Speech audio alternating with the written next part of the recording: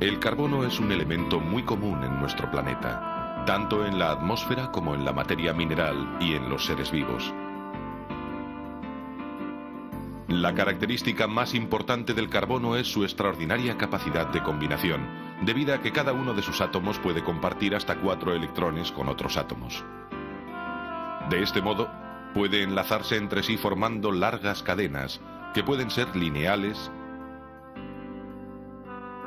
ramificadas o formar anillos.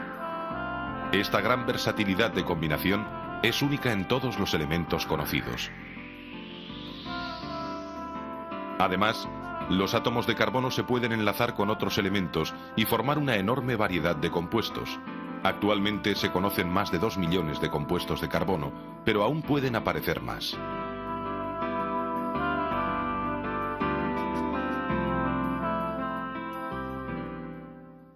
El carbono en la naturaleza.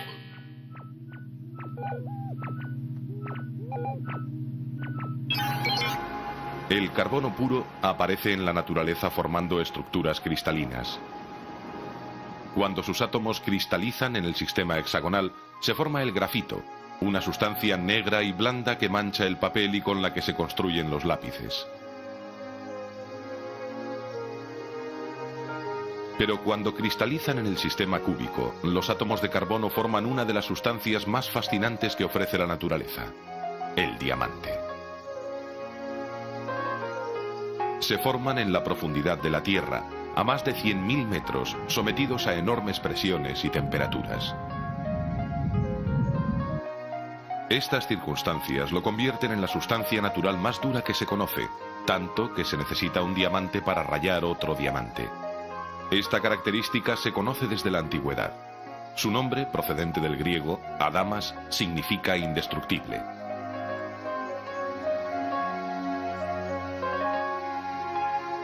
Pero la característica más fascinante del diamante es su extraordinaria belleza, una vez tallado.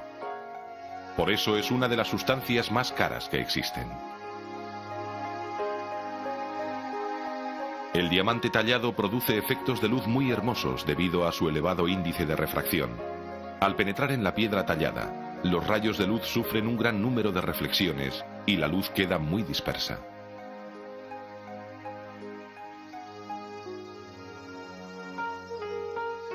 La India fue el único país productor de diamantes hasta que se descubrieron en Brasil en el siglo XVIII y en África del Sur en el XIX, de donde se extrajo el Cullinan, el mayor diamante encontrado hasta ahora.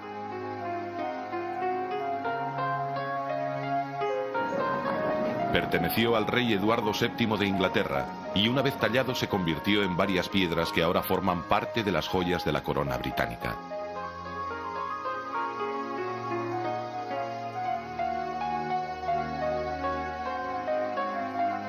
Cuatro de cada 5 diamantes no tienen calidad suficiente para su uso en joyería y por su gran dureza se utilizan con fines industriales para cortar, marcar o taladrar casi todo. Se utilizan en la industria del automóvil, óptica, armamento, herramientas de precisión, etc. Pero en la naturaleza el carbono suele aparecer sobre todo combinado con otros elementos. Así, el dióxido y monóxido de carbono son dos gases bastante frecuentes en la atmósfera. Otro compuesto de carbono que abunda es el carbonato cálcico, que forma parte de muchas rocas. Asimismo, conforma las estructuras duras de algunos animales como los corales. Alrededor de un 90% de los compuestos de carbono son compuestos orgánicos.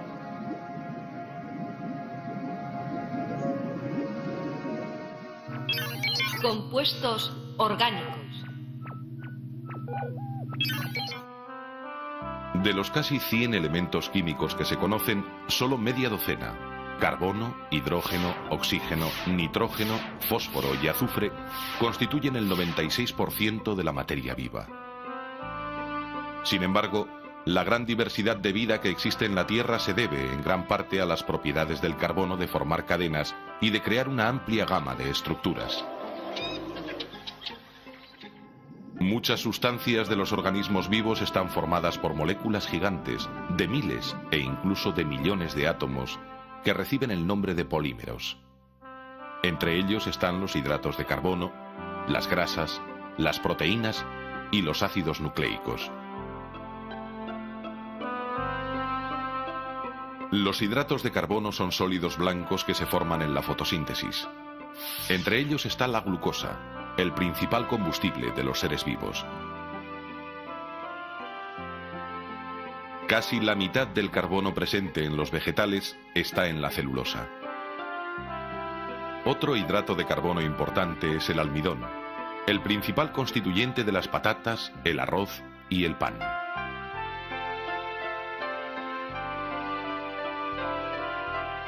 La quitina, el duro material del caparazón de los insectos y crustáceos, también es un hidrato de carbono.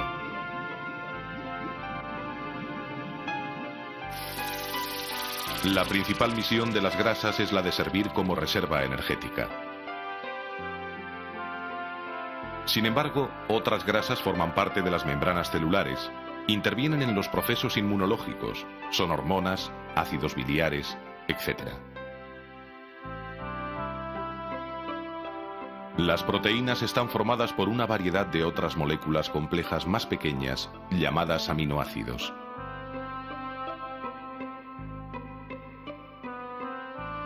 Aunque solo hay 20 aminoácidos en los seres vivos, estos son capaces de formar una gran variedad de proteínas. Algunas, como la albúmina de la clara de huevo, son una reserva de aminoácidos. Otras proteínas forman los anticuerpos, los cuales nos protegen contra las infecciones. Hay proteínas que tienen una importante función estructural. El colágeno, por ejemplo, proporciona material para los tendones esenciales para el movimiento. Otra proteína estructural, la queratina, se encuentra en pezuñas, pelos, cuernos y plumas, y la actina y la miosina son constituyentes de los músculos.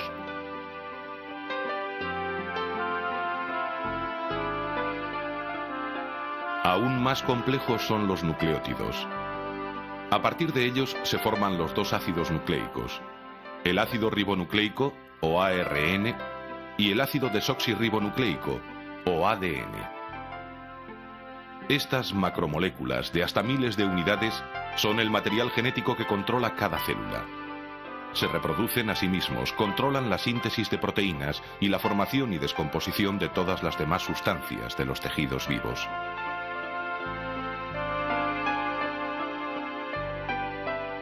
Todas las sustancias orgánicas derivan en último término del agua, del dióxido de carbono y del nitrógeno atmosférico.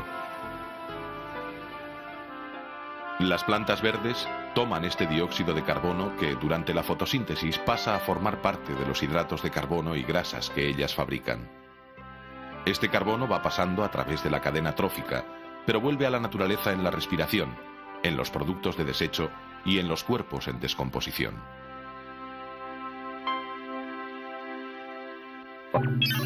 Aplicaciones del carbono.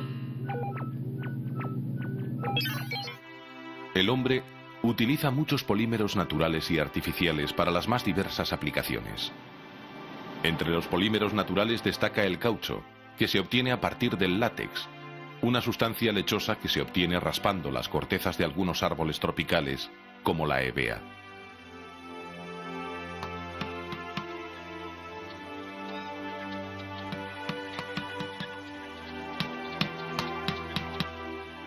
Los polímeros artificiales tienen muchas aplicaciones, como el polietileno de las botellas, bolsas o tapones, el tergal, el nylon, etc. Pero aún son más importantes las aplicaciones de los restos de los compuestos orgánicos. De hecho, los combustibles fósiles son uno de los elementos fundamentales de la sociedad industrial. Cuando los restos orgánicos quedan cubiertos por agua pobre en oxígeno, actúan sobre ellos las bacterias anaerobias, que fermentan la materia orgánica aumentando su concentración en carbono. Este proceso tuvo lugar de forma masiva durante el periodo carbonífero, que duró unos 60 millones de años. Durante este periodo la vegetación se desarrolló de forma prodigiosa y grandes cantidades de restos vegetales quedaban sepultados en las marismas que a lo largo de cientos de millones de años y gracias a la acción de las bacterias anaerobias, a las presiones y a otros procesos se transformaron en carbón.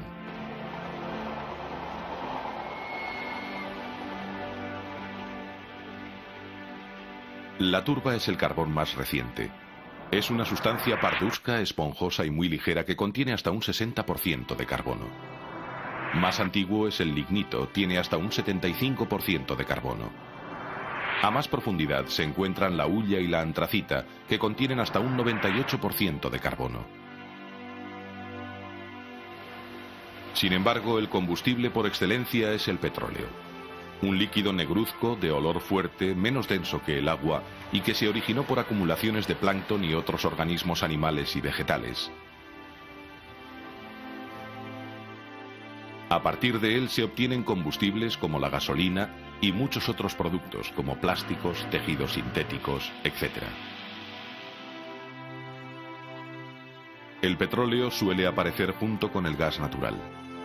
Este es una mezcla de hidrocarburos formados por carbono y se emplea también como combustible.